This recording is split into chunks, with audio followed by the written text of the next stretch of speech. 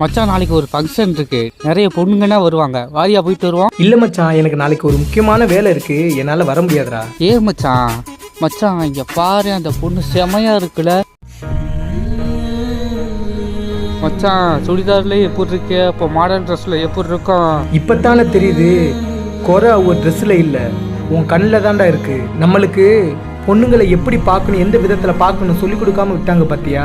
இவ்வளவு நாளெல்லாம் பொண்ணுகிட்ட போய் தான் ட்ரெஸ் அப்படி போடாது இப்படி போடாதுன்னு சொன்னாங்க தவிர பசங்கிட்ட வந்து பொண்ணு அக்கா மாதிரி பாரு தங்கச்சி மாதிரின்னு சொல்ல மறந்துட்டாங்க பாத்தியா. இப்போ நான் என்ன சொல்லிட்டேன், பொண்ணுங்க அப்படி ட்ரெஸ் போட்டா பசங்க பார்க்கதே செய்வோம். இது ஏதுவும் அக்காவும் உன் தங்கச்சியும் அங்கே போனா மட்டும் உனக்கு பார்க்க தோண மாட்டேங்குது, வேற பொண்ணு அங்கே போனா மட்டும் உன் கண்ணு எங்கே போதோ.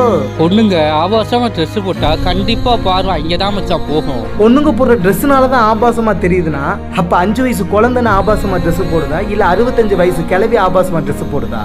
மாற வேண்டியது அவ்வு இல்லடா, நம்ம தாண்டா மாறணும். முதல்ல அவள்கிட்ட போய் மன்னிப்பு கேளு. சிஸ்டர் ஒரு நிமிஷம் நில்லுங்க, உங்களை பார்த்த உடனே கையெடுத்து கும்பிடணும்னு தோணுது சிஸ்டர்.